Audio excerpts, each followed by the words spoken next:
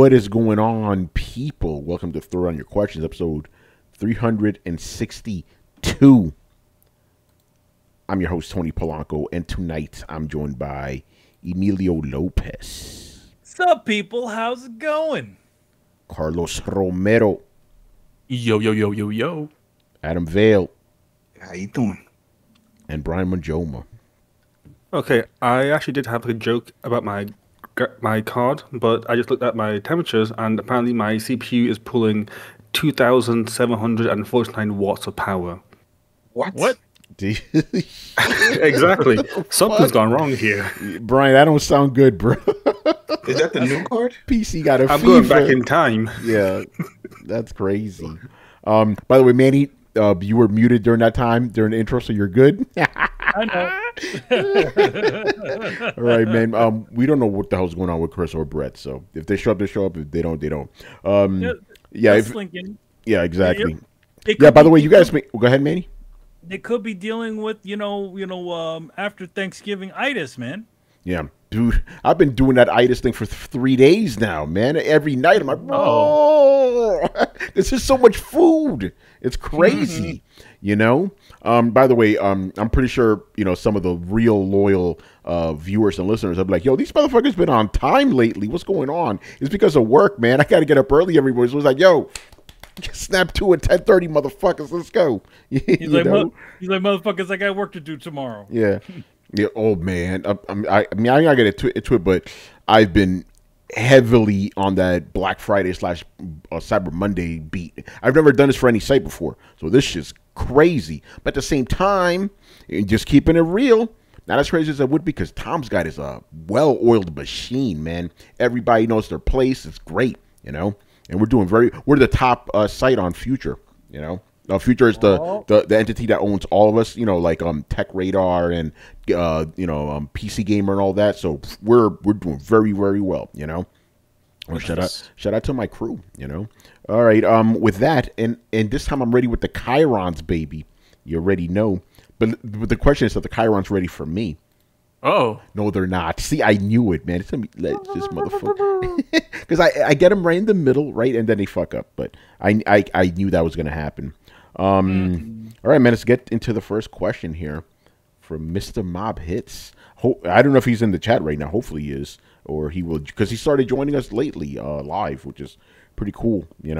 One of the residents of the Discord, which you should all join. It's fun times in there. All right. Anyway, first question. It looks like the top console for purchase this holiday season was the Series S because of its availability. This is true. Series S has been doing very, very well. Do you guys see the Series S possibly outselling the competition soon because of this? Let's roll it back a little bit, brah. Adam, and you're going to have your chance to tell your little story here. Not about the S, but it's still related, whatever. But I've always said the S, the only reason it's selling is because it is available right now. Like, you cannot get an X, can't get a PS5. S has not been selling out, so it's available. But I think in the long term, it won't be the console you want because it's I've said it before, it's GIMP. It's a GIMP system. Like, if you want a long-term next-gen system, right? Next-gen, call it however you will, Xbox Series X, PS5, that's what you want. Series S, nah, not really, it's what it is right now. It's a backup system. Shit, I can't get the real console. Let me get this thing instead. Not that you can't get good experiences out of the S, but it's not it's not the real deal, real deal Holyfield. So yeah. Adam, what's been going on with you? I know you don't want to get the S at all, right? Because No. When we first heard about it, I was hyped on it because I was like, oh wow, this is going to be just what we saw with the PlayStation 5. That this was going to be just discless and on par when it comes to the power. But that's not the case. Yeah, it's discless, but it doesn't have the power. So that that pushed it off my list.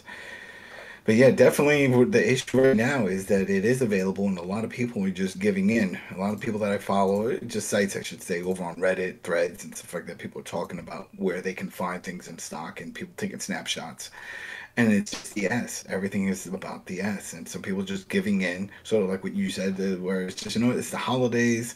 They have a kid or somebody that they want to make happy, and like, I'll just get this for now. It's not really going to break the bank, and then I can always sell it back later, and then use that extra money toward the Series X when it becomes available. That's what a lot of people. Yeah. No, I 100% agree. I got to address something real quick. Logic Wins said, "What's going on, Logic Wins, brother? We got you, man. Got your questions for later." He goes, "To be fair, Tony, the Switch is running 2015 technology, and I sound like crazy. Here's the thing, though, right? Xbox Series S, right? You could play Xbox games on the X and on PC. You have other options, right? The Switch is selling well because you can't play Nintendo games anywhere else. You're stuck on Switch. That's it.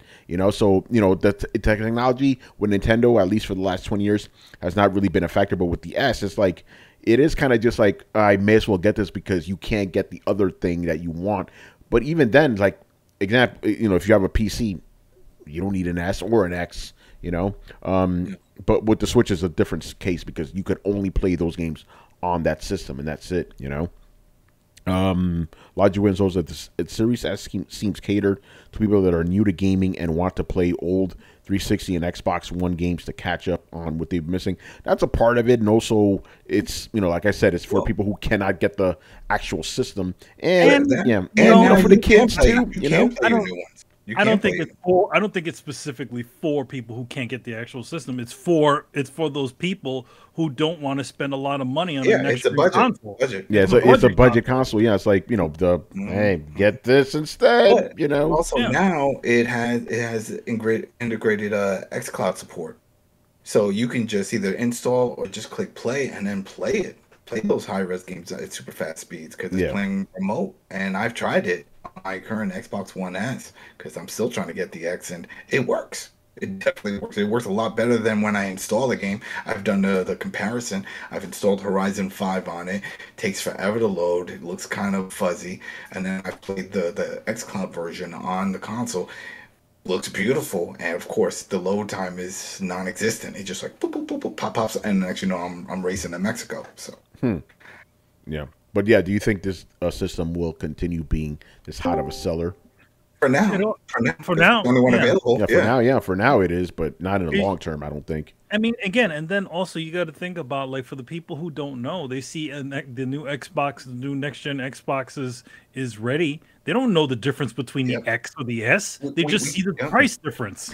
Manny, remember those guys that bought an Xbox One X and thought they got the real deal? They were gloating about it. Yeah, I got it. You motherfuckers ain't get shit. Like, all right, bro. I mean, remember the Wii and the Wii U? We saw that, remember? That was the same thing. People just didn't know, and I'm sure there's plenty of people that are going there like, I need to get the new Xbox. We don't have this one, we have this one. Wait, they both came out, they're both new? Yes. What's the difference? Well, the price difference is shit. Well, fuck it, I'll take the cheap one. Yeah, pick the cheap one. Let's go. That's it. Exactly. That's it. And it's new. It's listed as new. So yeah, I mean that's all. It's the little bit of brand confusion that's happening there. And then it's the new. It's the at this point in time, it is the new Xbox, and it's available. Yeah, so it's the only one. You only got a series. Yeah. So no, you're right. Go ahead. When you think XS, it's just sounds very similar. It does. We talked about that. We talked about people say, "Oh, you guys are stupid. You can't tell the difference." Casuals ain't gonna be able to tell the difference, bro. No, well, sometimes especially if they're ordering online, I mean, I won't go too much into it. I said it a little bit off. But it's like you can tell them, like, yo, listen, do you want the refrigerator or do you want the speaker? Which one do you want? Because the speaker's the budget one. Anyway, Carlos, what's up? The thing that surprises me the most is when people, and I know some of these people that get the well, I guess it's not an issue or anything. These people like, so they're hyped about the Xbox and they're like huge Xbox fans, but they get the S instead of the X. And I'm wondering, other than price and form factor, what gets you excited for one and over the other, especially when the other is way more powerful and it has a disk drive and it's got more features. I'm curious to know that, because I know a couple of people that can very well afford the Series X, but they just wanted the S from the beginning. Yeah, I saw that too. I don't understand it. Like, why would you do that. No, I can understand the form factor. It's small. It's small, and maybe they're saying, "Hey, I can bring this around if I actually do need to move it to room or to another location." Do they not care about power then? It still does a great job. It is a next gen. It's still doing 4K. It's not It's not doing 4K. It's not doing 4K. It doesn't. I thought it still. No, it's only 1440p tops, bro. Oh, okay. Well, that's but I told you it's a GIMP system. That's still better than 1080. It is better, but it's been shown that a lot of the games on the S do not run very well. No.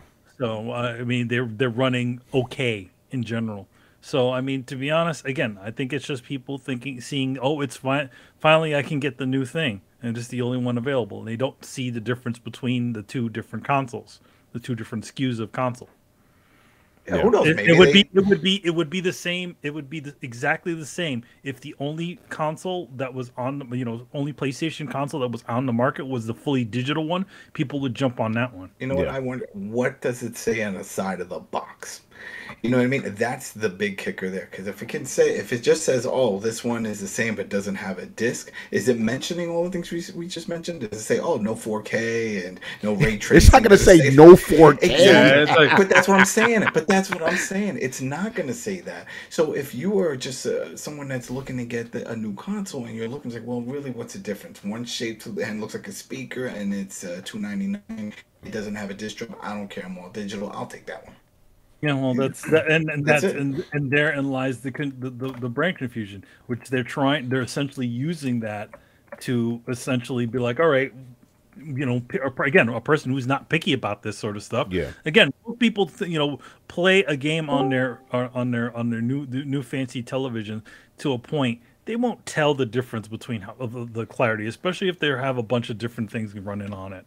It probably looks good enough on a 4K television. Yeah, I mean, it'll still upscale. So, by the way, those sounds people hearing, Chris is trying to get in, but he's having some issues with his PC. Yeah, he said his PC crashed. Yeah, yo, Chris, man, you got to get one of those pre-built joints, bro. Get yourself a new PC already. Yeah, no, I'm gonna treat myself to a new PC. I'm gonna go to the same place you used. Yes, NZXT. Let's go. Yeah, I'm gonna do it. Oh, my PC is dying. Dying. Do you have to do that in person, or can you do it online? No, just go to the website. That's what I did. Wait, what's the website? NZXT.com, and you're good to go. Build your shit. Get yourself an RTX card, bruh. Oh, yeah. Your logic wins is like Zumba moms don't know the difference. Well, yeah, man. Who's the? Hold on, I got a question. Who's Zumba mom? What the fuck? They still do Zumba? Do women? Yeah, well, that's why I'm laughing. I'm like, which Zumba? Yeah. That's just blast from the past. It's like that. It's like that workout routine. They used to sell the DVDs. Oh shit, that's right. Yeah, Zumba. He goes, Zumba moms don't know the difference. Mom's getting all that smoke when the kids get a Series S on Christmas morning, expecting Series X. Oh shit, that's true. Mommy, you can imagine, you're like that. I'm gonna set a scene right now, right? Oh, okay. You know that Nintendo kid and shit where he ripped up the box and he was all happy. Yeah. Now imagine that scene. The kid's happy as fuck, right? Oh man, I'm getting the Series X. Oh, shit. Ripping it up. He's like, ah! He starts screaming. Then he's like, woo! Then he starts screaming another way. Yeah, that's fucked up. Don't curse in my house, young man. Don't curse in my house, young man. Who is this? Yeah, Zumba mom, right? We're going. Yeah, exactly. We're going blast from the past. Depending I want to see that video, man. That kid getting mad as fuck. Yeah, in Minority World, they probably get popped in the mouth before they even say anything. They won't even say shit. They won't even say young man. They'll be like, boom. Yeah. Well, Minority World, they wouldn't be the kid wouldn't be cursing because they know what would happen. Well, if he was a minority, you probably wouldn't even expect a Series X. Oh man. Yo, man, we're minorities. We say this shit. When we got shit. Yeah, fuck that. We were blessed when we got. Well, back in the day, probably these days it's probably much better. But back in the day, you ain't getting man. Nothing. We were all running on scraps. Yo, you over there expecting a Game Boy, you get a tiger toy and shit, you know? You get the knockoff shit. Yeah, well, they say, you know, because they say, oh yeah, it's a video game, and they get it for you. I was lucky because I worked at a wholesale store, so I didn't have to worry about it. Oh damn, Adam, you cutting out right now, man. And this is an Adam story too. Uh-oh. I don't know. I really don't. Turn this off. Yeah, just come No, back. I'm wondering. Let me see if it's. Damn, man. And again, this shit has never happened like that before, man. I think we need to seriously consider getting the fuck off of Discord. This is a bullshit. This is unfair to the fans, you know? I wonder if it, you know, I mean, we could use that other thing that they.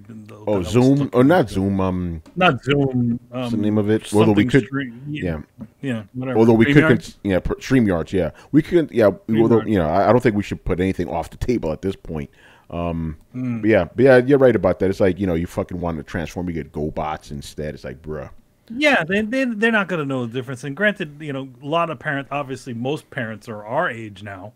You know, two of our guys in the room are around our age, and you know they're in the know. But you know, not everybody is not well versed in technology and what's new these days. You know, most people remember playing Super Mario Brothers in the '90s, and then that's it. Yeah, you know? Yeah. I mean, some of these, but I mean, then again, some of these parents like they'll order an Xbox Series X, but then get a Switch OLED instead. You know. They don't know the difference. Oh boy! Oh, Adam, you're sounding okay right now, though. Because I turned the camera off. Yeah. Now I'm switching. I mean, I turned capture off. I'm switching just to regular. Do you see me? Yeah, we see you. All right, let's try that. Let's see. All right, because we got to hear this Adam story. Well, you know, one thing to know, like, you know, like a lot of those programs, especially video processing programs, are a huge memory hog. So if you got a bunch of stuff running at the same time, that's the thing. I don't. I have nothing running. I'm not doing anything. Just the regular shit, and it's acting weird. So is it working now? Or? Yeah, you're good. You're good. You sound good. You sound like you have your radio voice on. Yeah. There we go. So it could be something going on where maybe there was an update, whether Discord or the capture, and it just now we're playing nice together. Yeah.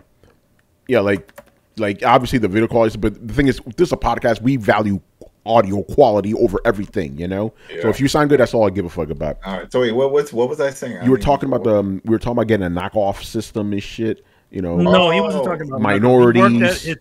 Our uncle. My dad. That's my dad. Yeah. Yep. He worked at an electronics store, wholesale electronics store. Yep. Down on Delancey Street, and that was one of the pluses because I remember once I got my Nintendo, it was my mom's boyfriend that wound up buying it for me because my parents split when I was 3. And this dude was like, "What do you want for your birthday?" I was like, "I want one of those new Nintendos." He got me that. He got me a 13-inch TV. Oh shit! Yeah, and it was great. And then I remember I told my dad, and my dad didn't like the fact he was being one up that way. And he's like, "Well, we sell those Nintendo games." I was like, "What?" He's like, "So next, you know, boom, like every weekend that I would see him, Elevator Action, Commando, Kung Fu." Hey. You know what I mean? My dad was always hooking me up, you know, taking me to the arcade. Remember, Manny? I think he took you a few times with us. We go to the arcade on 42nd Street and stuff. You know, my dad was really into games. He was big into all that. So that was when we were talking about the consoles and knockoffs. I just got lucky that you know, you did work in that field. Definitely got lucky. You know. Anyway, Chris, you got anything to say about this? The question is just like, will the Series S be the best-selling next-gen console? I don't know, because here's the thing. Even with availability, that's not the only factor in making like the best selling. Yeah. It has to be in demand also, right? So this is the supply chain is choking out everything. The chip shortages is choking out supply from that aspect. And then you have to look at what was the trends of people buying before that.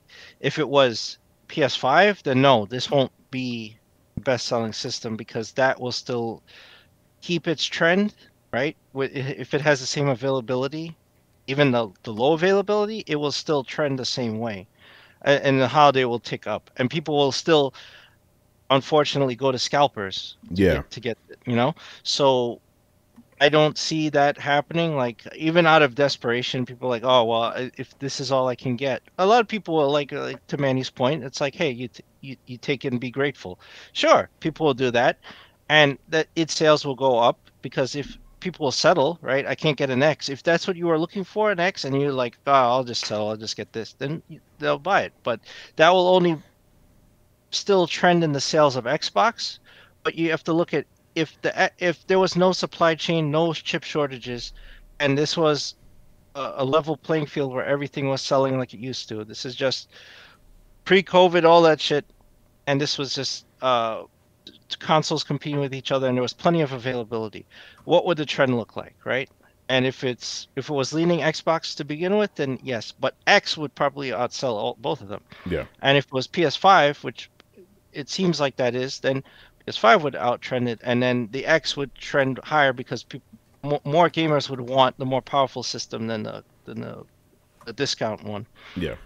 So you have to look at it from that aspect. It's not just about availability. Good point. Yeah, Dollar Tree version. You know, what we call them around here. All right, man. Good stuff. Let's move on to the next question here. All right. Oh shit. Hold on. God damn it. The Chiron's fucked up on me. Give me a sec, people. I got the question. Chiron. All right, here we go. This one is interesting. What if rating agencies like PEGI or ESRB introduce technical quality / stability ratings for games? Would that be a good thing or a bad thing? That would never happen in a million years. No company would sign off on that, because imagine if it gets this game gets a 6 because it's buggy as fuck. That would never happen in a million years. No. You know. They wouldn't be. There would have to be and also if that were to ever exist, it would have to be another thing. You also got to remember that the ESRB is paid for by the game industry, and they're still beholden by the game industry, despite what the ESRB has to to say above all that stuff. That's why they never made an official mandate on the loot boxes, because essentially it's essentially biting the hand that feeds you. So that's why they made that sort of mandate, like, oh no, it's not bad at all, when it really is. Yeah, exactly. Yeah, like again, if you want, you got to go to reviewers and shit like that, like independent people, basically, because no company will willingly sign off on that. Showing like, hey, my product is fucked up. Never happened in a million years. And like Manny said, ESRB is a game. It's not an outside regulatory thing. It's within the gaming industry itself. It is the gaming industry. So they're not gonna no fucking way, no way. No, they're not gonna. The only things that they're gonna. It's like the rating system of film, rating the how well the film actually runs on a movie camera. Yeah, it doesn't make any sense. Yeah, it really doesn't. It really doesn't. All right, that was an easy one to answer. Move on to the next one. We'll allow a third question here because we didn't get a lot this week. Should AAA studios revive their past failures? An example is, should Naughty Dog revive Way of the Warrior? To be honest, I think that they should also reimagine old games that didn't do well, because I feel like, especially once the statute of limitations has sort of run out and people don't give a shit about these games, why not resurrect something and actually take a really good step at making the game better? I would love to see fucking Square Enix go back and make a really good version of the Bouncer. I knew you were gonna say. I was waiting for that. I mean, to be honest, like Final Fantasy VII is the Bouncer right now. Yeah, that's pretty much what it was. It was an action RPG, with combos and stuff like that. You could literally take that same system and make a new game with it. But again, like just taking those games, like what if you went back and what was another game that was a really horrible sort of step? I mean, they sort of done it with Rockstar did. Remember they did their with the mall. State of Emergency. State of Emergency. State of Emergency? Did they redo it? Yeah, no. I mean they could. No, they never did. They could redo that. They could. Yeah, they can definitely go back and make State of Emergency. Make better version of that or any other title. So I feel like anything is game, but I feel like at the same time, when you have some of those games like, some games that just have these reputations that are just horrible. I don't think they should step on, should just go back. But I do think that there's quite a bit of titles out there that had potential. I mean, come on, like people like Nier now, but a lot of people didn't like Nier then. Nier's as far as fighting and stuff like that. It was a slow burn for that game to sort of get to the point that it did. When they made Nier Automata. So essentially they did go back and make a game that didn't remake a new game, remake an old game, but with some more improvements. So I feel like, anything is game, and why not go back and fix up an old title? Yeah. My thing is like, is it like economically viable, right? Like nobody really wants a fighting game from Naughty Dog. Nobody wants that. It's not going to sell. Maybe they could license it to somebody else. So I'm kind of coming at it from that. It's like, is it economically viable for the company to, invest? Because, yeah, it would be great to have some of these games come back. But it's like, realistically, I don't know. I don't know. Like, they probably, yeah. Go ahead. I mean, it could be like a Rare situation. Rare didn't develop the new version, the remakes of Killer Instinct. Yeah, it could they be got that. another company. I'm like, yeah, I mean, I don't see any problems with another company also, taking that franchise and sort of rebooting it and sort of, giving it a good shine as opposed to just, But yeah, like for Naughty Dog to go and do a fighting game, I think that they're not in the fighting game realm anymore, and I feel like their people are not conducive to that sort of development anymore. Like I feel like back when games were a lot easier to sort of develop, that a company could stretch themselves like that. And I mean, if you look at Naughty Dog's old pre PlayStation era stuff, all of that stuff is all over the place. They're doing like RTSs and racing games. And, yeah, a lot of companies were like that, in fighting games, because they're just trying to find something that can get them, keep their studio open. Now it's a lot more of an investment if you're gonna go, hey, now we're gonna make a fighting game, Yeah. Kishak asks, is SOCOM a past failure? Initially, it wasn't. Success. No. It still has. See, that's the franchise you could actually bring back. That'll actually be viable. And I'm talking about economically viable. It's a fucking shooting game. Those are the biggest things out there. So there you go. Military shooting game. Yeah, that'd be a good one to bring back for sure. It's just up to Sony and Jim Ryan. Yeah, maybe he's like, oh, that's an old game. No, why would anyone want to play that? Make 10 more Horizon Zero Dawns. Yeah. Killzone's done. That's done. Oh yeah, Killzone is done. Killzone was always sort of limping. Yeah. It never quite got there, No. But SOCOM was great success for many years until Sony, dropped the ball on that, Until Brian can tell you he was a big Mr. SOCOM. Oh yeah. The long story short is that what EA did to Overstrike 9 and turn it into Fuse?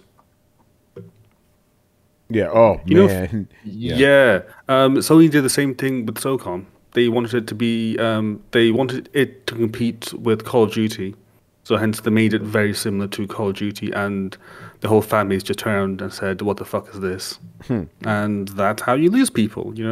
Like it turns out that if you abandon the audience that gained you popularity, it's going to tank your product. Funny how that works, huh? And also funny how no one seems to want to learn from that as well. Yeah, ain't that something?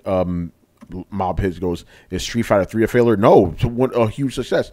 We got Street Fighter 4, so obviously the third one did well. Well, I mean, like the initial, I feel like we got 3 Street Fighter 3s. That lets you know it did very well.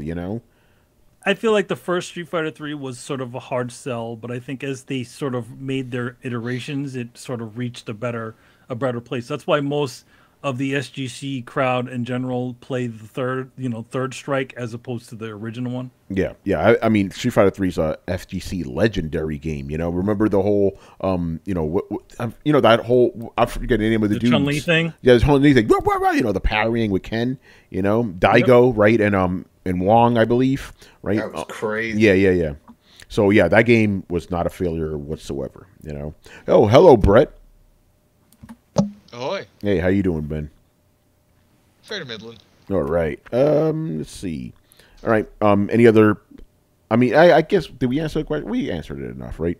Should studios revive their past failures? I think Manny did a good job of saying yes, but again, got to be economically viable. Oh, Manny just dropped that over. Oh, he's like, screw this. He's like, screw this shit, man. I'm done. Yes, yeah. Street Fighter is always going to be a success, Not the first Street Fighter though, but see, back in the day, the first game fucked up. I'll do another one. We'll do it right this time. That can't happen now. Also, these things were not huge investments. So no, they were not. Pushing these things out, like now, again, it's like nowadays to sort of do these sorts of things, it's a huge investment. You can't just make a small version of a game, especially with a lot of the expectations of modern gaming. Yeah, exactly. Can you make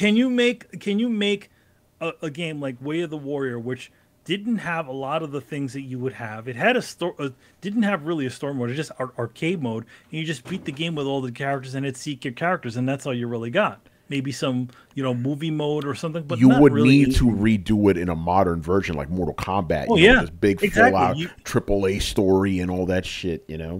Yeah, you can't do a full on like past remake of whatever the game was originally. You have to essentially go with modern trends.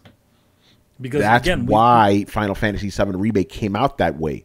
They could have just made the old game look better, but they know they get more money if they put more money into it. Exactly, especially with modern gaming trends, and a lot of people, a lot of surface level gamers do not like games where you have to play turn based. Turn based is fairly niche, despite Persona. Yeah, you Adam, you a surface level gamer, Adam? Surface level gamer. Adam has never been into turn-based games. No.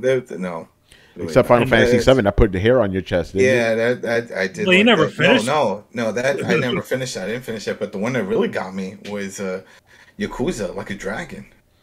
That's fairly recent, and that really got me excited for the whole turn-based. Because Persona 5 was alright. I put some time in, but again, I didn't finish that one.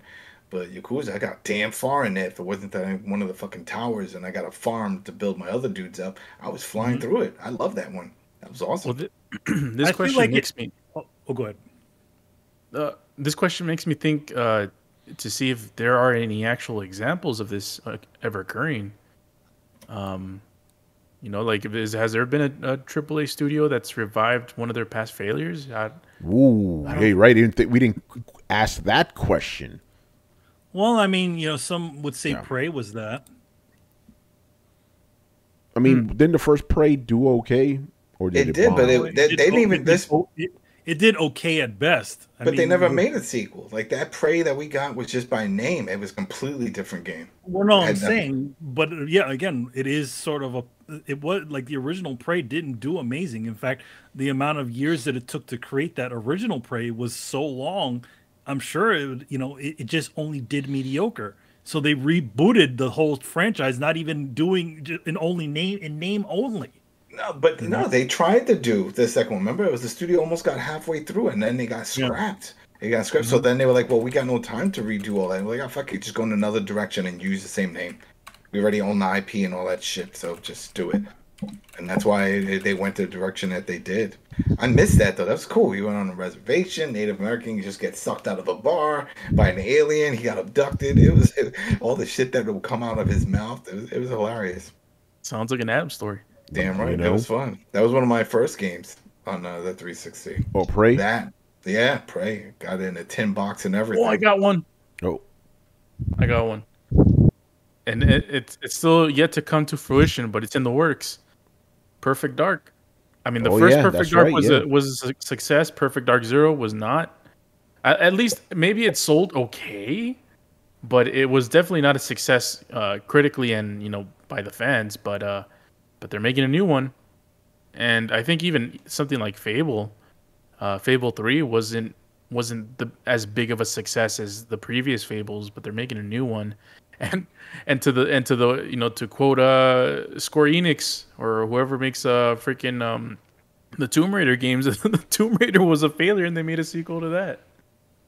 So, well, not the first few Tomb Raiders. They made a bunch of them. It was a success, Which one did they say was It was. Oh well, Square Enix being fucking stupid. The game sold 5 million copies. Like, oh, it failed. It's like, bro, really? But yeah, you're right. Overall, we don't really see instances like that. The game fails. That's it. It's done. It fails. It fails. You never hear from it again. Or it. I mean, if you think about it, like, the first Red Dead didn't fail, but it didn't do amazing either. Revolver, right?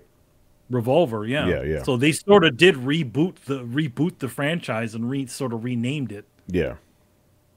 Adam, what? Table tennis. 7. I found out why I can't do it. Oh, what? Go. $740. $740. Yeah. That's how much Adam and I were looking at an auction in eBay for an Xbox Series X because they're not 7,000, right? Yeah, not 7,000, but 740 with $18 shipping. So I guess that's the baseline that we can expect to pay for these kinds of consoles. But you know what? I'm gonna wait till tomorrow. We'll see if I have to get Reckless after tomorrow. Because we got a bunch of locations there. That's what I'm saying. It's like, because it's not that serious, But like, shit. I don't have a bunch of kids crying saying they need one. Oh, they played the Switch and my left Joy-Con went kaput. Oh, that's it. Drift. Joy-Con. But I found one on eBay for $20 that no drift. So I just ordered just the left Joy-Con. Damn. That's it.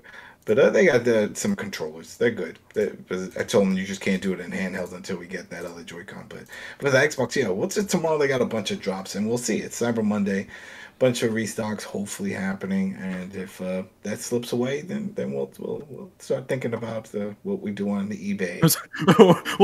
we'll start thinking about doing some robberies here and there. There you go. Completely random. Okay, because Cyber Monday was always like the digital version of Black Friday, right? But now Black Friday's digital. Tony, I was thinking about this earlier. None of this makes any sense. Black Friday sales started like a week ago. Yeah. Yes. Cyber Monday sales have been going on for days. It's ridiculous. It doesn't make any fucking sense. It does not make sense. Yeah. And talk about the coverage I've been doing. I've been covering Black Friday for 2 fucking weeks. So it's like, why are we waiting for one specific day when these sales have been going on for all of November, basically? Well, I'll tell you why. Because it's for those few days that you see some crazy sales. Like one of the ones, like 2 of them. There was a blender. A coffee machine that we did see. My wife and I did see, and it was like $170. And we're like, well, let's see what happens on Black Friday. $69. Yeah, that's crazy. That was, and we were scoping it out a week before this. So there are certain things that do drop dramatically for Black Friday and are worth getting.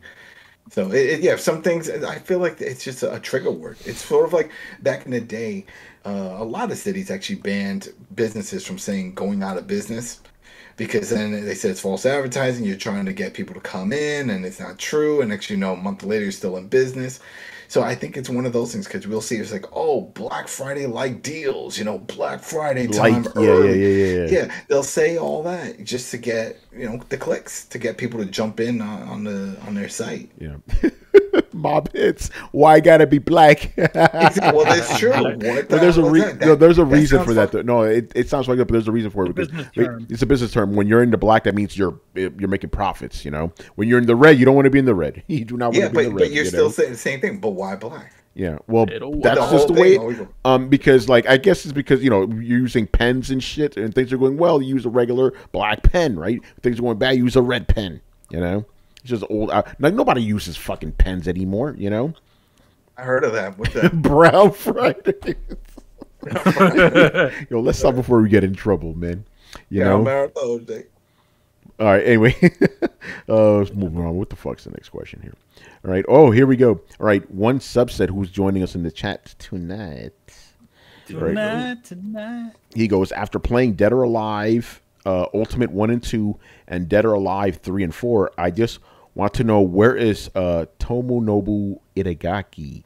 Dead or Alive 5 and 6 just feel way different.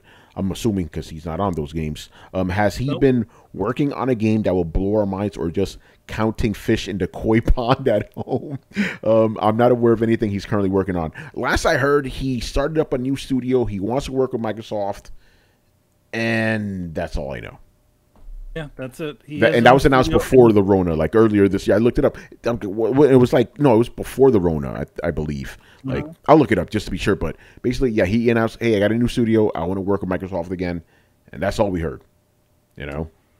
He seems to like Microsoft. Yeah, he does. I know he doesn't like Sony, you know? Oh. Yeah, did he ever go into detail why he does not like Sony? I don't know. I don't think he ever did. But he's not. It just seemed like he had something against it. Yeah, he's not a fan, you know? Mm-hmm. I mean, to be honest, like, yeah, that's what it was. He's supposedly working on something right now, and we don't know exactly what it is or what console it's, you know, we don't if it's going to be an Xbox exclusive, or if he's just blowing, you know, smoke. Yeah, here it is. Yeah, January 18th of this year, he announced this stuff, and I'm pretty sure we talked about it on Throwdown too. Although again, there's not really much to say. It's like, hey, announced a new studio.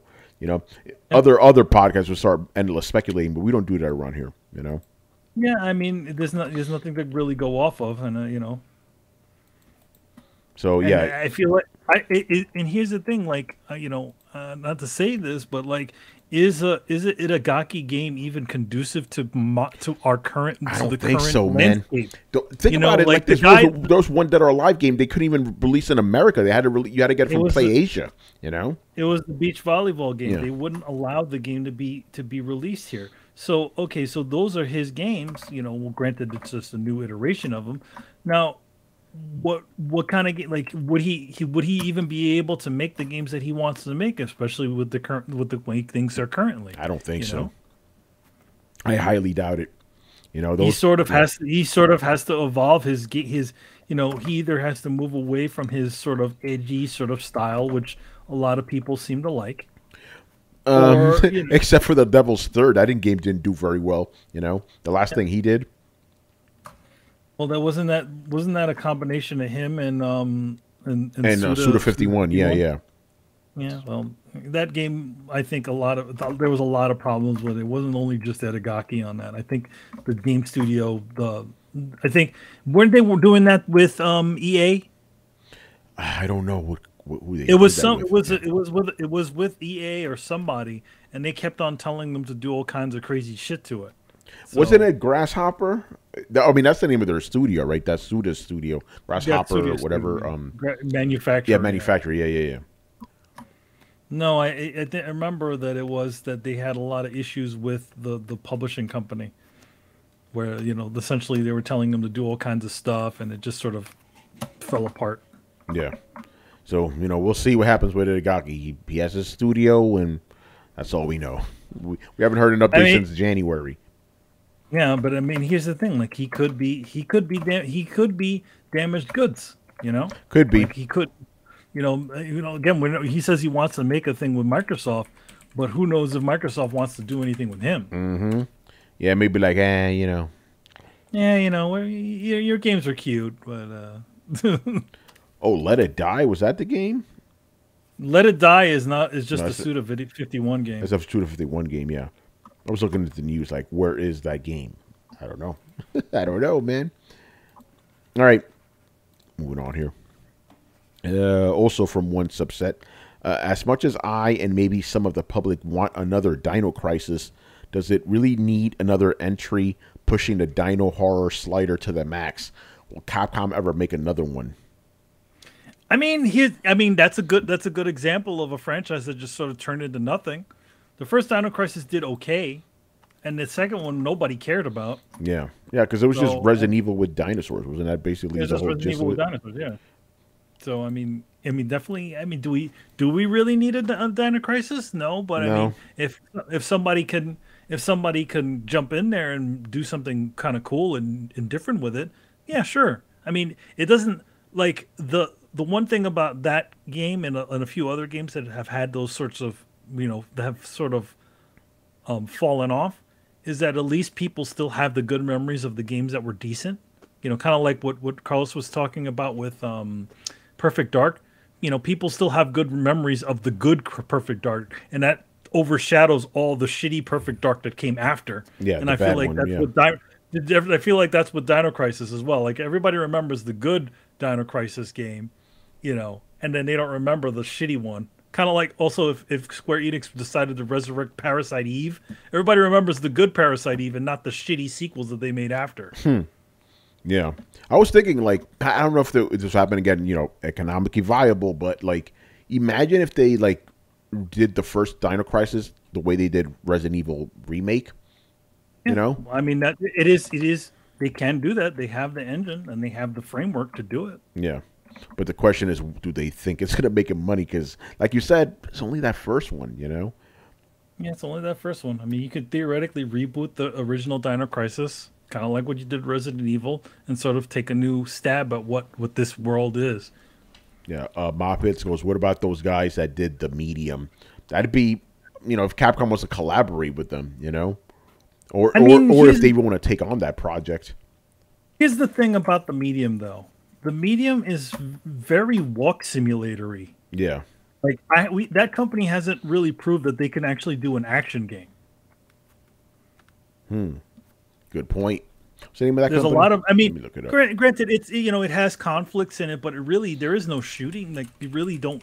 You mostly run away from the monsters, or the monster that's in that game. So I feel like Bloober team. Yeah.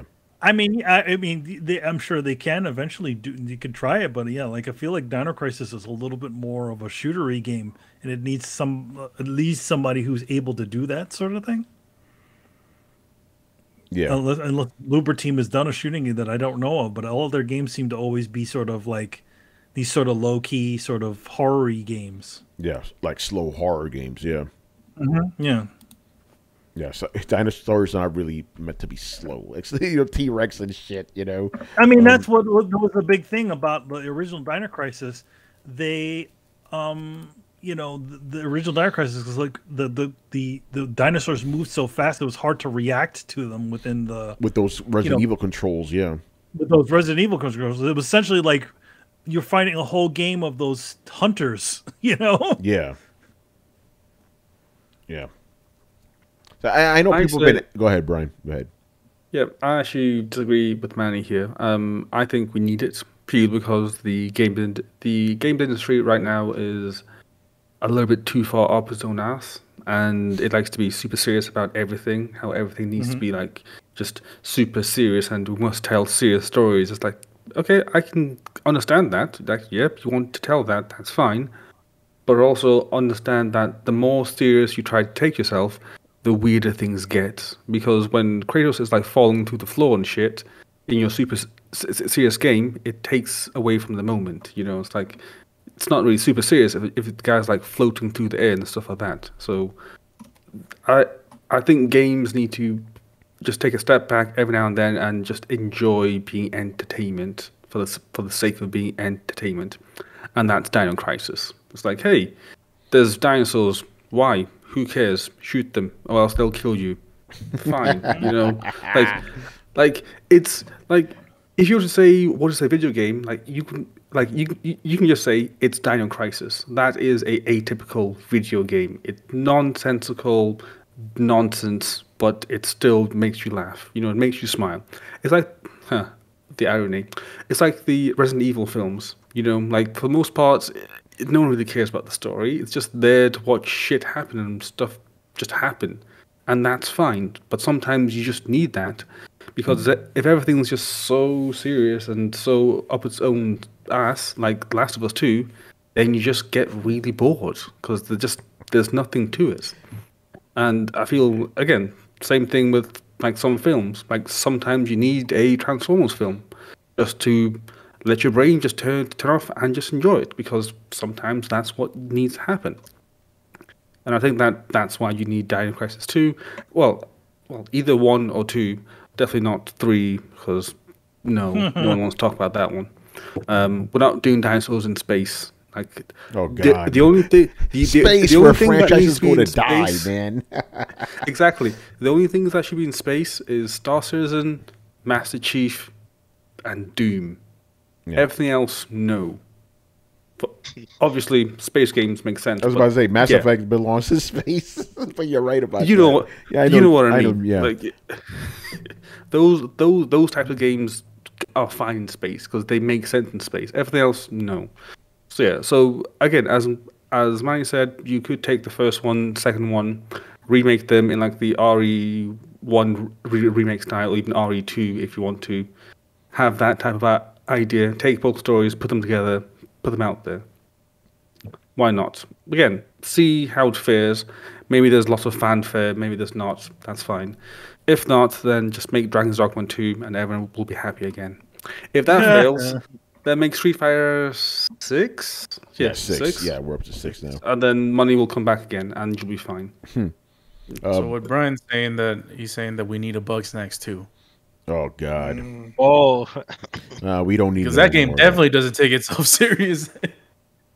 Yo, if you actually played the story of Bugsnax, it's actually like pretty close to like eldritch horror type stuff. I heard it's really dark. Yeah. It's not. It looks happy-go-lucky, but it actually isn't. Literally, I mean, to be honest, I always said that the best example I could say it's like watching the Where the Wild Things Are movie is. Where it's like this seems like this happy-go-lucky world, but all the monsters, all the whimsical characters, all have real mental problems. Mm-hmm. All right, let me change that. So Brian's saying that we need it. That's Bugsnax. So Brian said we need another Life of Black Tiger too. Oh, there we go. Because there's nothing about that game that takes itself seriously. Not even the graphics, dude. You know. Real quick, Mob Hits is asking, what studio do you guys consider the Michael Bay of games? Whoever makes Call of Duty, those are literally fucking Michael Bay films. Yeah. Everybody. Call of Duty games. Them and DICE. Yeah. DICE is a good one, yeah. Like, that's all they make, you know, Michael Bay games. All right. So who's Christopher Nolan of video game makers then? You know, half the chat's gonna be like, "Oh, it's Naughty Dog," you know. I feel like Naughty Dog thinks they are. You know, they are the Chris Nolan of game companies. Yeah. Well, no, I don't think. I wouldn't say Naughty Dog. No, that's what they would say. That's what Naughty Dog would say. They think they are. Yeah. We are the Denis Villeneuve of video games. No, I think Naughty Dog is the. Who are they? Because they're not bad, but they're not like Christopher Nolan and Denis Villeneuve good. I think Insomniac is Denis. Yeah. You think so? That'd be interesting. Disobedient Canine. What's that? I don't know. Yeah, with a K, Canine. I don't know what that is. Some independent. Naughty Dog. Oh, okay, Naughty. Yeah. Oh, because that's clever. That's Canine clever. with a C, man. Yeah, he put it with a K just to be clever. You know. I like that. That's good. Logic wins. All right, let's move on, man. What was it? That was a funny. I gotta look it up. It was a Journey cover band that had a funny name too. Yeah, similar to that. All right. Oh shit. Kishak said that Naughty Dog won a Game of the Year and it was presented by Christopher Nolan. I didn't know that. Wait, did it? Oh shit! I forgot. Wow. They are the greatest. They are the greatest game. They are the me of video games. The me of video games. I will say this though, people here like to shit on Naughty Dog, but they're nowhere near as pretentious as Christopher Nolan is. Even though I fucking love the pretentiousness, but I thought you were gonna say they're not nearly as pretentious as David Cage. Oh, David Cage. Yeah, David Cage. David Cage is the pretentious equivalent of Christopher Nolan. Yeah. Kojima Studios is Nolan. Ooh. No, Kojima. Yeah, Cage and Kojima. Those Yeah. Those two, man. I mean, I feel like Kojima's not Nolan. Like, who's that guy that does like those really like weird films like Her and stuff like that? I was gonna say he's like the David Lynch of video games, but You're Japanese David Lynch. even then, like David Lynch, like at least Kojima's games are legible. Whereas watch any of David Lynch's films besides Dune or what was it, Blue Velvet or what was the other one? Yeah, like all his other films are nuts. Barry Burns says Remedy equals Nolan. Remedy Studios. Remedy. Oh, they do the Control. Remedy? Yeah. Control and Alan Wake. Yeah, Remedy. Yeah, I would go with Remedy being Nolan. Well, I don't know. Here's the thing. Like Nolan's films in general, as heady as they are, they're also quite entertaining films on their own. If you don't go any deeper, right? If you just look at it on the surface, he made a Batman film. He made Inception, also quite fun films with their mind-bending things. Obviously, if you can it gets a little more heady if you go a little bit deeper, right? But I think Remedy doesn't have the blockbuster game, like the one that like takes over the world, like Inception did in its day, or the Dark Knight trilogy. Oh no, they haven't. They're still doing Memento. Yeah, maybe Memento, Prisoners Days, Prisoners is in Nolan. They're still doing Memento, so like they still haven't reached that point where like even as granted, Control did very well, but it didn't do amazing. It did. I think they're still their best-selling game, though. Is their best-selling game? It is their best-selling game, but as far as like, I still feel like it's not one of their like. Well, let's turn feelings into facts. Let's look this up. Control sales. Let's go. Let's look at it. Yeah, because from at least the way the game industry makes it seem, it's like the best-selling game ever. Obviously, game sales are. As of 2019, hold on. When does this come out? Because 2 million copies doesn't sound like a lot, but maybe a lot to them. March 2021 sold 2 million. But then does that include the Ultimate? Oh, this is interesting. Well? Remedy CEO reveals Control didn't sell well, but he's not disappointed. Very interesting.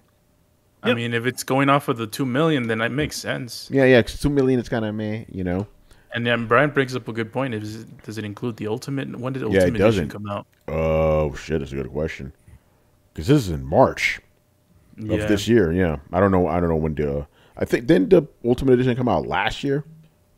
Yeah, last year when the consoles came out. Yeah. Right. Oh, that is true. Yeah, you're right. You're right, man. You're right. Remember that was all the people bitching about that it was going to cost more and they weren't offering a free upgrade for people. Well, they were the only ones that were offering the free upgrade.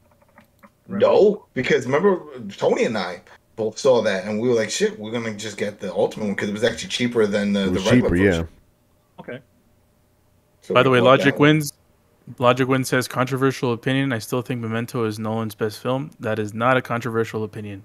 Oh, that's not. Oh, we got a question. That was very good. This is fighting words, Carlos. I actually think that film is overrated. Wait, which one? Memento. Oh, I've never seen it, so yeah, I can't. I'm not championing exactly. Movie, but Tony's not seen it, so it can't be that good. I didn't say that, Brian. Logic Wins. You and Brian have to go at it. Memento is not my favorite Nolan movie. No, it's a good one. You're trying to say it's trash, Carlos? It's definitely by the way, trash. It's really good. That's my Twitter response because it always has to be the most extreme thing ever. It's not my favorite. You mean you thought it sucked? You mean it's the worst? Well, they won a lot of awards because of Christian Bale losing all his freaking weight going anorexic for that role. That's the Machinist. What is it, Memento? Oh, this is interesting. Memento. There you go. I don't know what movie we're talking about. Memento. You've seen it. Carlos, he thinks he's talking about fucking Mementos and shit. Mementos, the freshman girl. Oh, that's the machinist. That's Oh, okay. Memento. Then I didn't see it. I don't know what you're talking about. Yeah. By the way, okay, well, we got a question here from a first timer. Christian HD 456 goes, I want to buy an Xbox Series S. Do you recommend? Would you recommend it? If you go ahead, but it's the only one you can find. You know. Yeah. If you wanna upgrade from your previous consoles, and you can find it, go ahead. Because you're not gonna. My man. He's from Colombia. He goes, he don't speak English well. You listen for fun. Answer him in Spanish. Go for it. No, I mean you do. You talk better Spanish than I do. You know. Okay. What was the question? Well, the question is, should he get an Xbox Series S? Recomiendo que compres el Series S si quieres bueno, depende de lo que tienes anteriormente, pero si tienes un Xbox One o Xbox One X, recomiendo que compres el Series S porque está más barato y no vas a encontrar nada por años, yo creo. There you go, man. By the way, see, you can't translate those words. You got to say Series X and all this other shit, you know? Yeah, and it's kind of awkward because when I speak Spanish, I never talk about video games. Yeah, that's what fucks me up.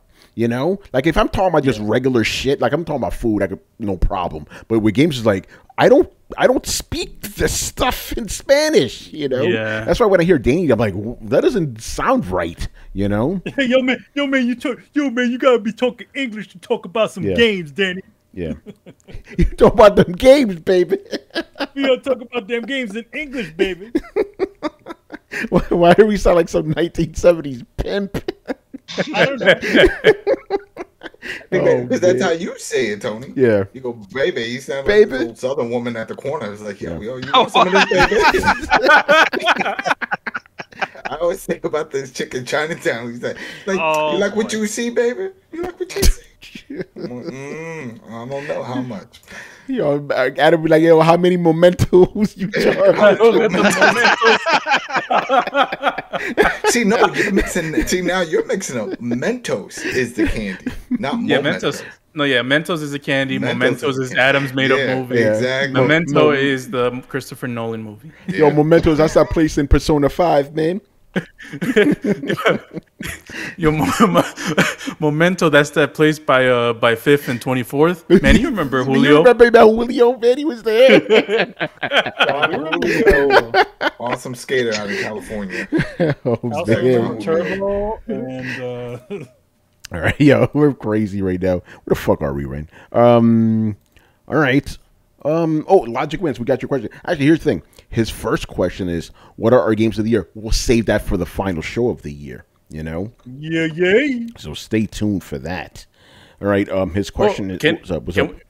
Since we're teasing it, can we tease the date? When is that going to be? We could tell you, man. Hold on, because, you know. We got the technology? We do have the technology. So that will be on December 16th.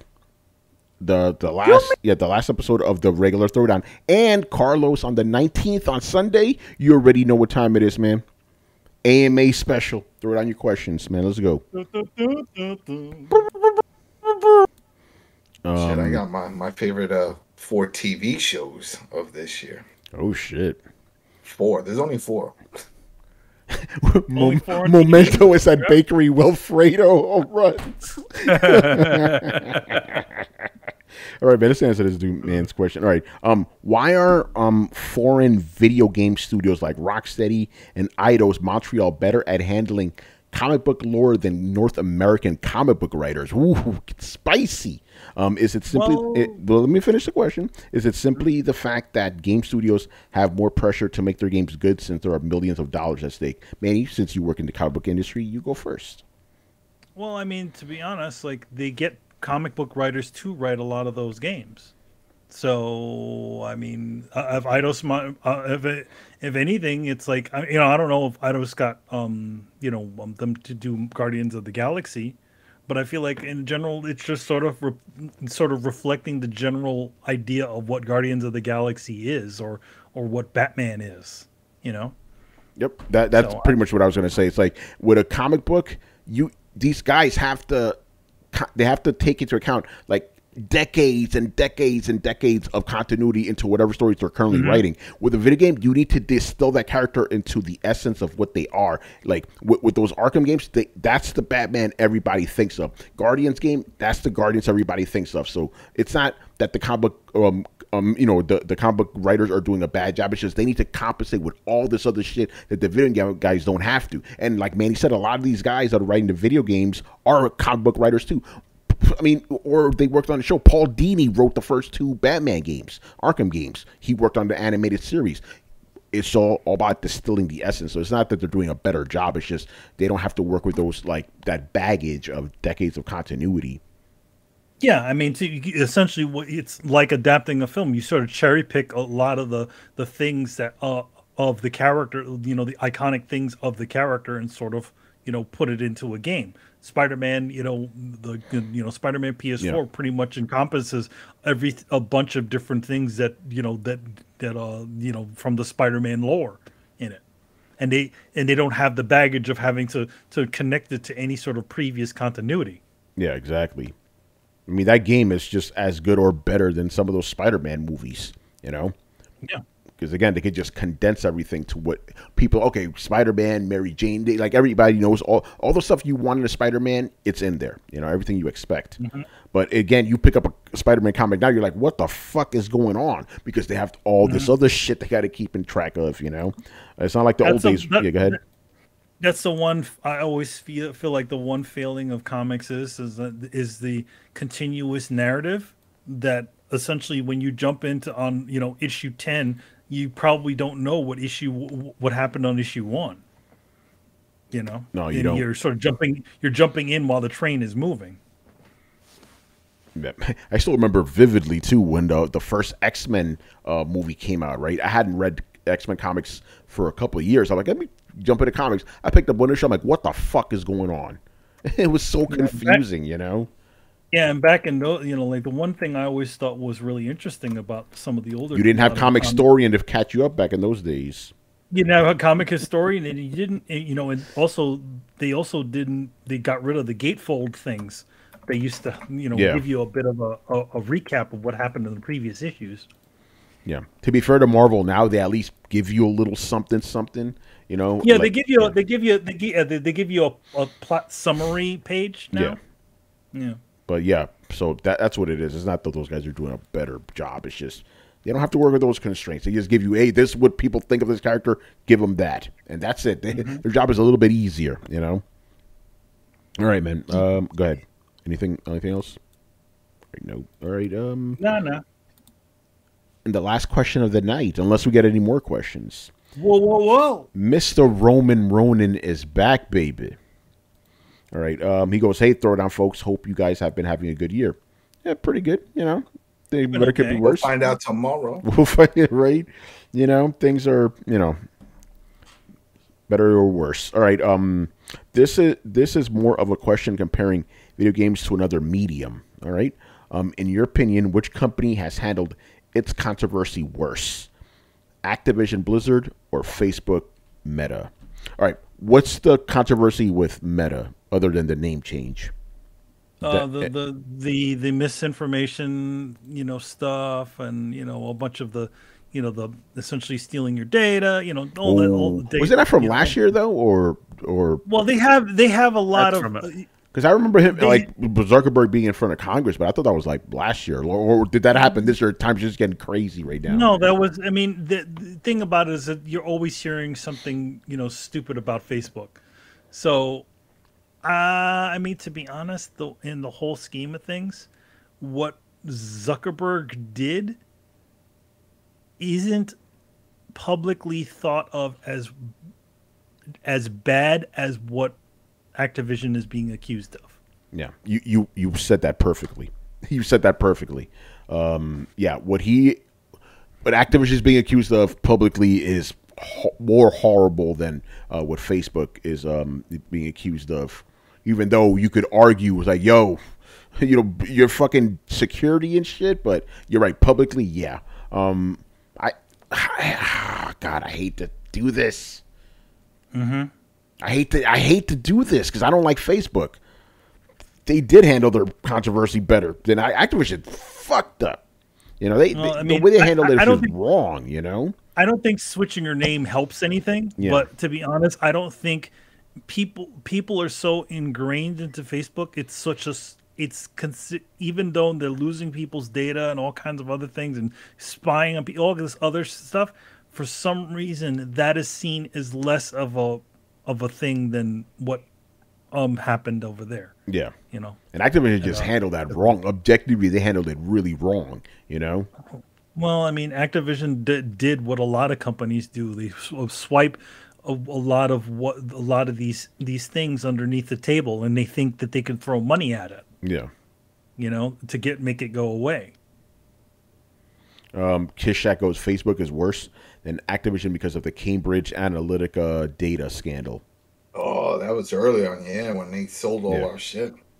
Yeah, well, I mean, to be honest, the thing about the thing about it is that when you sign up for Facebook, that's all in there. It's not like nobody didn't know anything about it, unless the only reason why you and everybody else didn't know is because nobody pays attention to the terms and services. Oh, do you remember a few years back? It was linked to that. It was a woman that she was driving down the highway in California, and she saw a poster, like an anti-abortion poster, and it showed a picture of a little girl, and that was her daughter.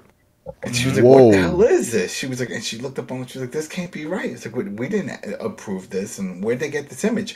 Well, when you start uploading your images to Facebook, there is a disclaimer saying that they have the right to use it if they decide they need to use any of these images. And so they used a picture of her daughter. In the end, she tried to sue them, and she lost. Of course, because she signed. Go ahead.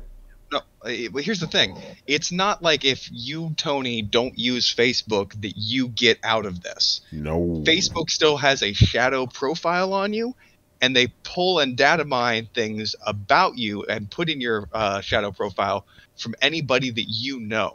So any information that's on the internet gets basically scrubbed and then put into a packet / shadow profile of you.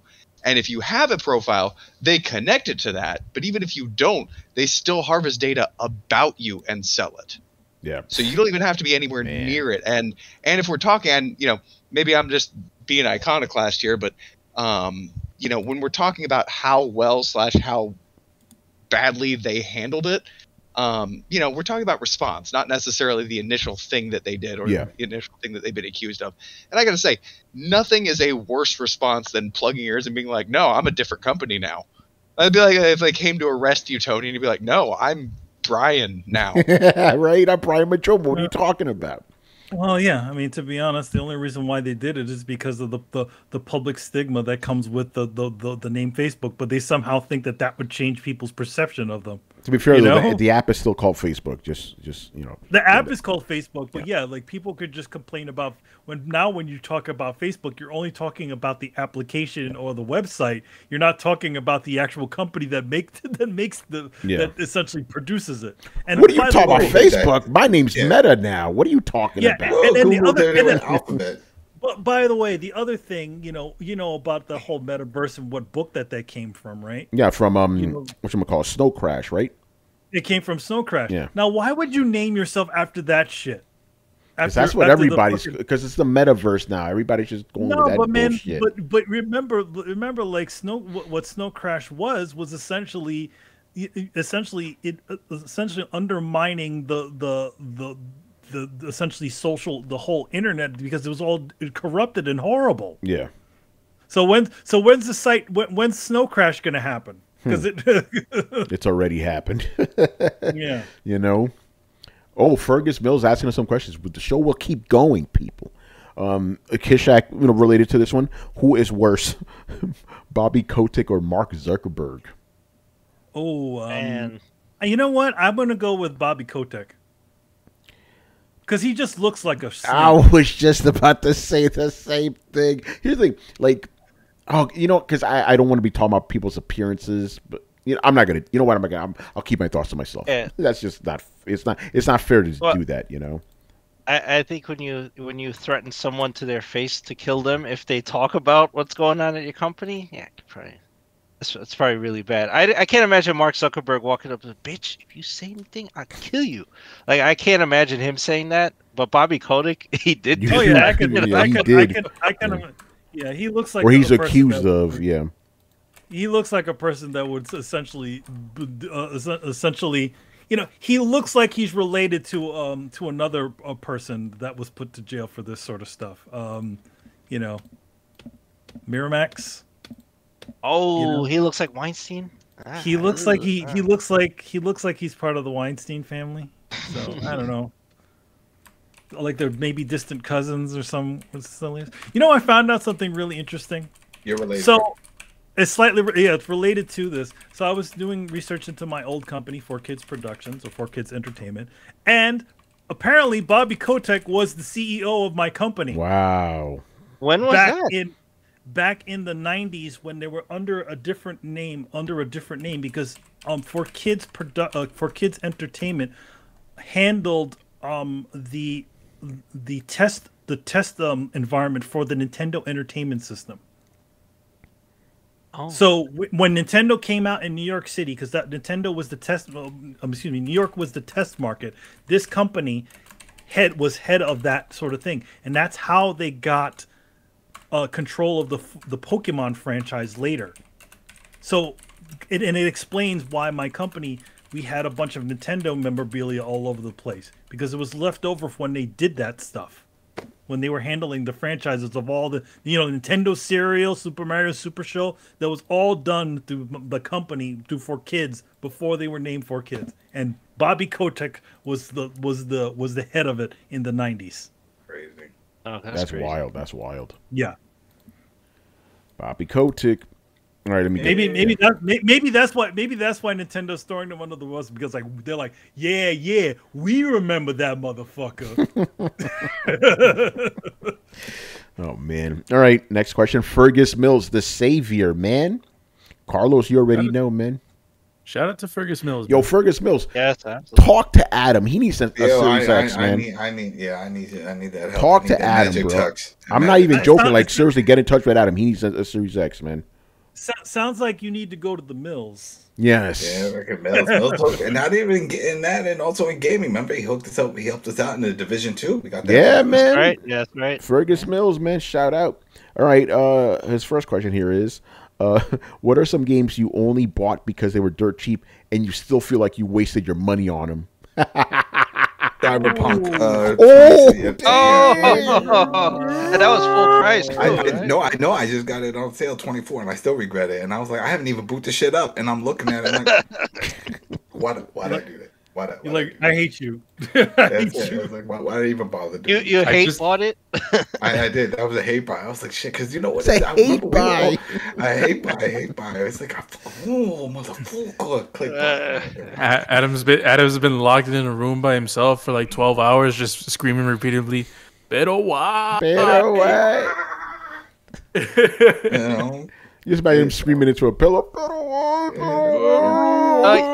You could just say like you clicked off the Xbox tracker and you accidentally had Steam open in the background. You bought it by accident, trying to buy an Xbox. Mm-hmm. And Adam been buying everything. That shit's gonna be on Game Pass next month. He couldn't get an Xbox, so he bought Cyberpunk instead. Exactly. There you go. Oh man. Pero why? Yeah, what was the question again? But the question was, what games that you bought on discount that you still felt were a waste of money? I mean, I feel like, it wasn't games that I bought. It was probably games that my parents might have bought. Yeah, discount games, yeah. Yeah, because nobody want to play no Karate Champ. I'm sorry about that. Shoot, here's a funny link with that is that Arcade 1-Up was supposed to release a Karate Champ, and people bitched and they scrapped it. Yeah, well, because nobody cares about Karate Champ. Exactly. They're like, what the hell is this shit? And then they turned it into Burger Time. They used the controls to switch for Burger Time. Yeah, damn! Fergus Mills goes, he bought Avengers for $10. He needs his money back. Yeah, but yeah, that thing about like $20. Yeah, dude. Right? Yeah, I've never been in this situation. I've never been like one of those bargain bin gamers. I never done what? That, so. What do you mean? You bought all those shits on Steam, remember? And you're like, I just bought it because it was cheap. But I mean, those are bargain bin games. Yeah, that is true. I'm talking about like physical, but you're right. They count. But I haven't played them yet, right, man? You haven't played any of those. haven't played my shit either. That's what so I'm I don't regret nothing, you know. I regret it because the fact that I'm not playing it. It's like, shit, I have no desire to play it, but I got it because it was on the sale, and I feel like eventually I'll get to it. Every time y'all say that, I just picture the Mexican dude in a bee suit from Simpsons. What? Pero why? Pero why? I mean, I'm sure he probably said it at one point. I don't know. Anyway, anybody in here discount games that you regretted buying? I mean, I've had games that I've regretted buying. Yes, but it's got to be discount games. Yeah. Like you bought a game for like $5. Like, damn, it's still overpriced. You know, there was some 2D version of Dead Island, like some kind of Rampage edition. Okay. That game is trash. I bought that. It was like, I don't know, it was discounted on PSN for like $4 or $5. I bought it. I played the first level. I deleted it. I'm like, this was trash. Who bought Life of Black Tiger on discount? I saw the trailer. I couldn't believe Sony promoted that shit. Yeah, on their fucking channel. You know, Chris brings up a good point, and he brought up my answer. It's Dead Island. Because I bought that shit on discount on Steam. Because we needed, me and a couple of friends needed something to play that was co-op, so we got that, and it was on discount. And we started playing. It was nothing but modders and cheaters. Oh shit! It was unplayable. Ain't that about a bitch? Why? All right, man. And the final question of the night. This one is actually pretty it's current events. You know, what are some of the best Black Friday / Cyber Monday game deals that you've taken advantage of? Has anybody bought any games during the busiest shopping season of the year? Adam did. Cyberpunk. There you go. I just said that one. I did. I mean, I bought a. It's good. I gotta blow my nose. Nothing beats this one. Holy shit! If I could. And you didn't tell us. Screw you, bro. No. So there's a you can still do it now. Well, I can't say that. There's a publisher, and this publisher said, "Listen, there's like 4 or 5 games. If you own any one of these, you can get all the other games for $1.97. Originally $14 and some of them $20 from Nintendo's eShop." And I saw a video. They're all Switch games. So I don't remember the name of the publisher. Look up Switch Corner. That's the channel, and you'll see the guy did a whole breakdown. It wasn't CD Projekt Red, was it? No. They don't have 25 games. No, they don't have to. So then I'm like, okay. So I was like, okay, whatever. So I'm watching, and they had Urban Trials. Remember Urban Trials series? That was a competitor to the Ubisoft one. That's like with the Trials HD, that type of thing. Trials Tricky, a bunch of those type of games. I was like, damn, $1.97. It's like, let me see. So I go, sure enough, and they recognized that I owned this one game, Arcane, I think it was called. And it says, oh, because you own this, you qualify for the discount. If not, you would have to pay $14. So I got all these games for $1.97. I think they're still up there, a bunch of these deals. So, yo, man, you gotta hook us up with that link, man. I mean, let me find it. Adam. Hold on. You skimping on us, Adam? I think so. I mean, he gets what he wants, and then he goes off. And yeah. Like, by the way, some people in the chat are posting some of the stuff they bought. Logic Win, he got Guardians of the Galaxy with $25. That's been on sale. That's a good buy right there. Fergus, I got Guardians also, so shout out to Logic Wins, but I didn't get the 25 because the 25 is only for the physical copy, and I wasn't gonna go with no physical. Yeah, no, we don't do that around here. I mean, he just offloaded all of his physical shit. Why are you gonna buy more? Yeah, no need, man, no need. Fergus Mill says he copped Life is Strange True Colors for $15. I traded in for more than that. Oh shit. Oh damn. Yeah. Cool. Yep. No games. I didn't buy anything. I did buy something else though. You know, What you get, Ray? What'd you buy? I bought myself the Samsung Galaxy Tab S7 FE, man. 12 inches, baby. You know, comics look great on this. I literally just bought this to read fun comics, man. Yeah, need it. You need it. Man, it actually takes up the whole screen. Like, it's an actual comic page, you know? It's great. It's a folding one. Holy shit. Oh, no, it's not folding. I just bought a cover. The folding one is amazing. Yeah, so this shit is dope. I bought this for myself. $4.29. It's normally $5.29, so save myself some money, you know. Got my comic apps, you know. Shit, don't drop this motherfucker. No. Got my Marvels, you know. Yeah, no, it looks good. That's good. I'm happy about that. So that's I treated myself. Nice. You know. Carlos, didn't you buy some stuff?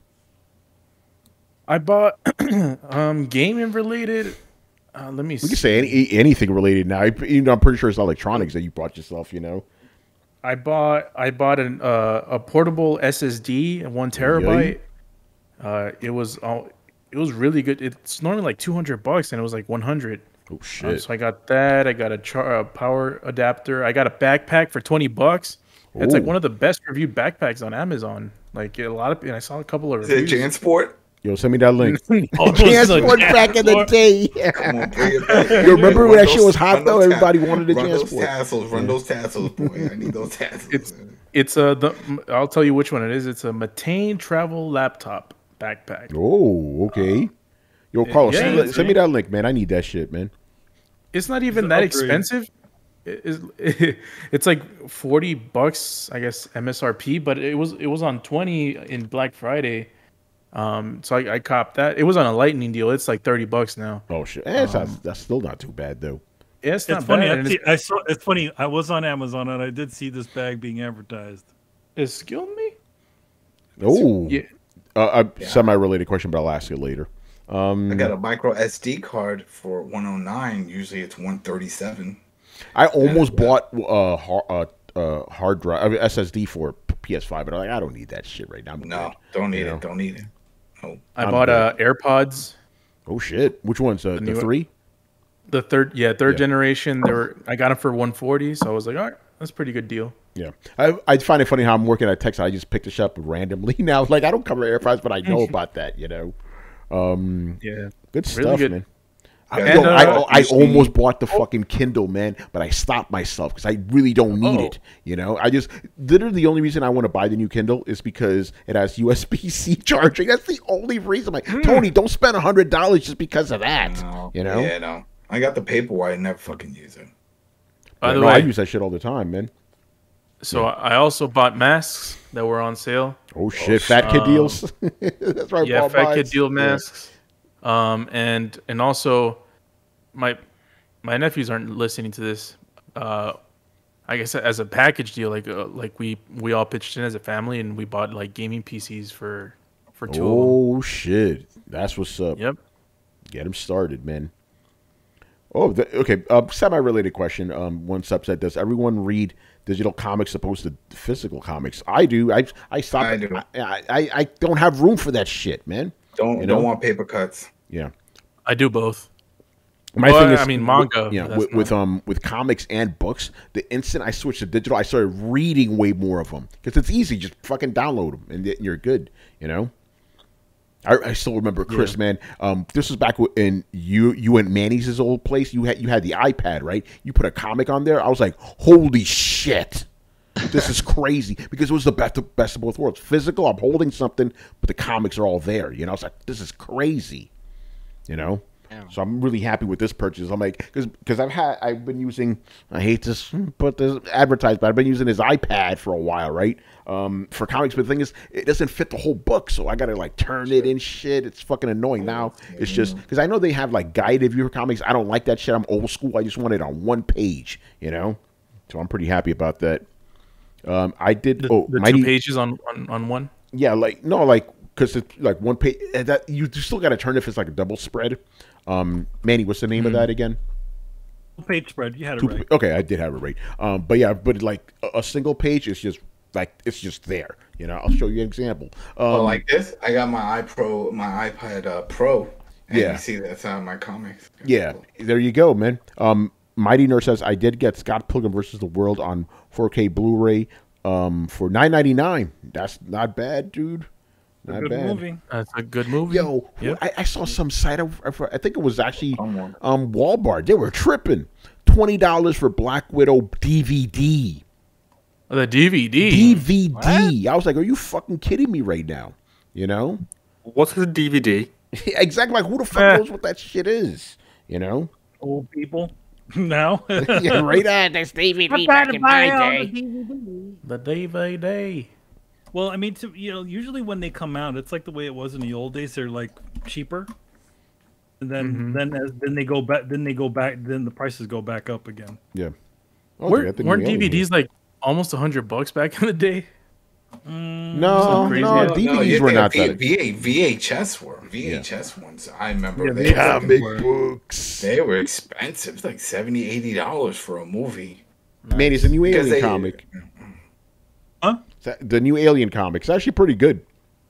Oh, is that done by Marvel? It's Marvel. Yeah, it's Marvel. Yeah, it's actually pretty good. I was surprised. I was like, oh, yeah, what happened?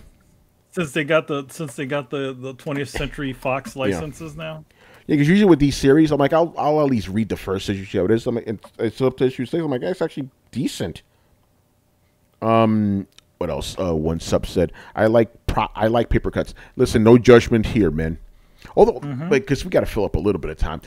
This is one thing I can't fucking stand, man. And I don't talk about like buying digital books too much on Twitter, because every single time, without fail, oh, I just bought this on Kindle.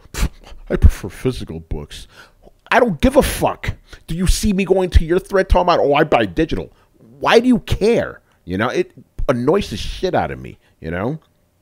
I don't know why people do that. Like, every time, consistently. I just bought this comic book. I just downloaded this comic book. I prefer physical comics. Well, then go buy it. Good for you, you know? Good for you.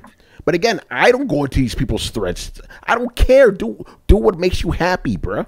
You know? It's because you're Tony with a check mark. That's why. No, but it's not that. It's like, no, it's because I'm a fucking adult and I respect other people's opinions and decisions. That's why. You know? I'm not insecure about my shit.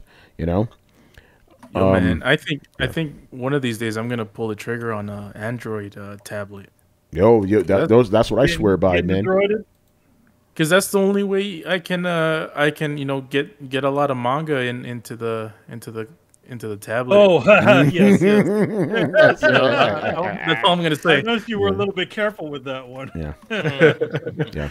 Mighty Nerd, why not? So we're going crazy right now. You have a comic book question? Go ahead and ask it. You know, you have experts here. You know, you do have a comics professional. Yeah, you have a comic professional and a bunch of super nerds. So you're in good company here. You know, ask away, sir. And I'll be in the bench if you need manga questions. By the way, Carlos, I heard the new Kindle, because it's almost like so apparently manga is like best at 7 inches, and the new Kindle is almost 7 inches. So apparently it's a good manga reading machine. Yeah, it's like the paperback. Paperback size. Yeah, the little ones, right? The little manga. Yeah, books. But the issue is the Kindle store, because it does have some mangas. It doesn't have a lot. At least not. And they're just complicated, man. Like there's some mangas that I was looking at on the Kindle, and I'm like, okay, so if I want to get this series, I have to pay for each single fucking individual volume. They don't have an option where it's like, okay, buy the complete series, or it's like it's annoying, man, because the single like volumes are expensive on the Kindle. Yeah. So it's like pay like $20 per volume, and it's like, all right, I can just get the physical for like half the price. Yeah. All right. Mighty. I don't know if we can answer this question, man. Even if Manny knew the answer, he probably couldn't tell you because it's NDA shit. Do any of you guys know if and when Marvel will reprint Marvel's War of Kings omnibus? No. Who knows, man? Who knows? No. I mean, to be honest, it's a lot of reprints and all that stuff is not really told to the team.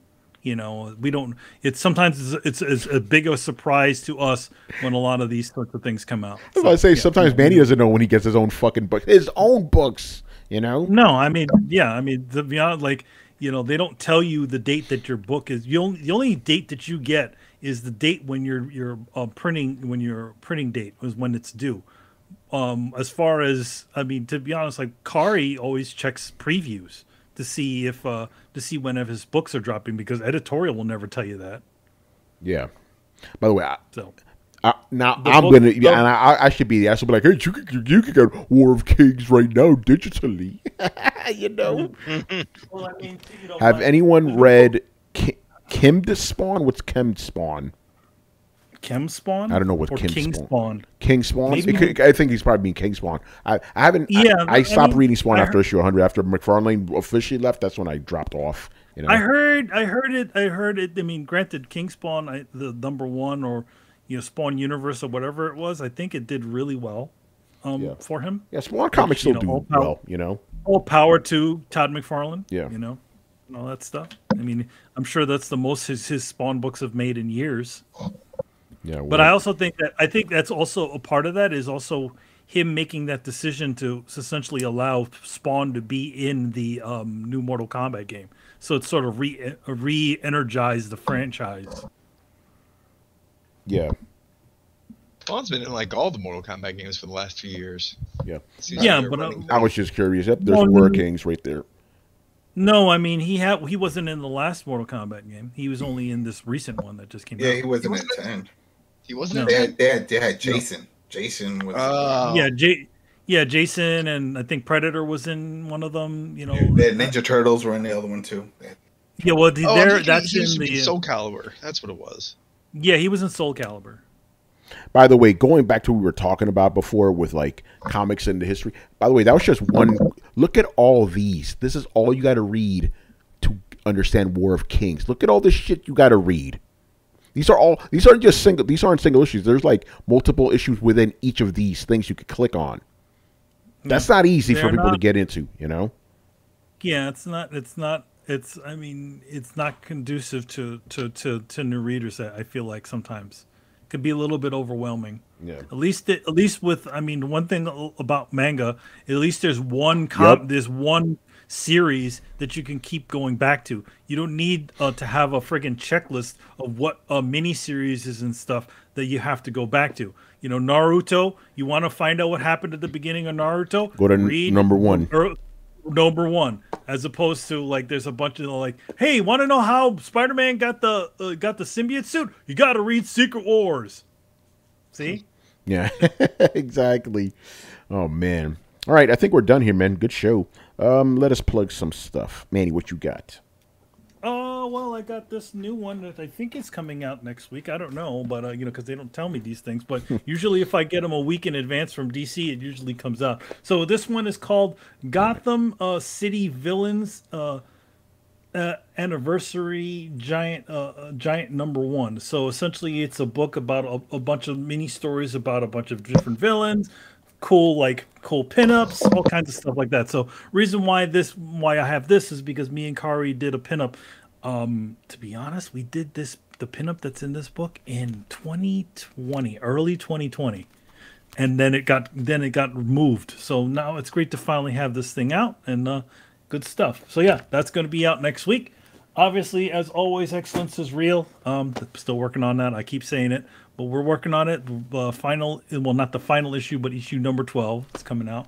And yeah, I mean, stay tuned for anything else. I'll let you know if there's any sort of throwdown draws and stuff. But my next few months is going to get pretty busy, which I can't fully talk about as of yet. All right, Adam, what you got? Not much. I mean, we're going to have another episode of I Am Negan this week to cover two things. Cover the finale. The series finale for World Beyond. Thank God that shit is over. Yes, it's over. So we'll cover that, and then we will cover the mid-season break, episode 8 for Fear the Walking Dead, season 7, episode 8. So if you're into Walking Dead, there you go. I Am Negan. That's on Spotify, iTunes, Coalition, the UB Tubes, and all that jazz. All of that good stuff. Y'all should tune into the show just so you can hear Richard Bailey Jr.'s thoughts on all the the World Beyond and the mid-season finale. Oh, it's absolute trash. Oh, he got real hot. He was sending texts. He was sending texts to me. Then he started copying, putting Carlos on. He's like, "What the fuck?" He just went. It got him mad. All of it got him mad. The mid-season got him mad. So he said, "I got words. I was like, "All right." I have something controversial to say. That's something controversial. Oh man, Rich, man. All right, man. Make sure you follow Throwdown on Twitch and Twitter. Subscribe on the YouTubes. And if you are watching us on YouTube, make sure you hit like, subscribe, and all that other stuff. Hit the bell, all that shit. Join the Discord where Mob Hits is always dropping them crazy-ass rumors. Some of them come out to be true. He's dropping some hits. He's dropping the hits, you know. You can find Throwdown on any podcast app. That's two words, Throwdown Show. Any podcast app you can think of, we're on all of them. We could visit throwdownshow.com to listen to the past episodes, and visit throwdownshow.com to, links down there. Also, as always, thank you guys for joining us, and for the Americans who celebrated, I hope you guys had a great Thanksgiving.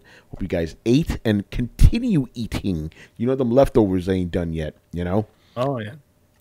So good stuff, man, and good luck on Cyber Monday. Hope you find some good stuff out there, people. You already know, man. All right, once again, I was your host, Tony Polanco, and tonight I was joined by Emilio Lopez. See you next time. Chris Seeley. Hey, take care, everyone. Carlos Romero. Peace out. Adam Vale. Yeah, have a good week, people. Brett Murdoch. Deuces. And Brian Monjoma. My, said Brian to his RTX 3080 non-TI. Oh, I like that. That's a Christmas rhyme right there, man. It's also yo, but it ain't the TI though, Brian. What's up? Yeah, right. Bye. Yeah, ain't no lie. Oh my god. Mm-hmm. You know, for some reason, I had the Weird Al version of the right stuff stuck in my head. I got the white stuff, baby. Remember that shit? Yep. Oreo, what's in the middle? The white stuff. But by the way, before we finish, want to let everyone know, if y'all got any recommendations on places to eat or things to do in New York, let me know. I'm taking any and all suggestions. Damn, man, so our suggestions aren't good enough, man? Well, your suggestions are on the queue. Yeah, the queue. You know, you're in New York. We say line around here, man. You know, and the lines. All right, subway lines.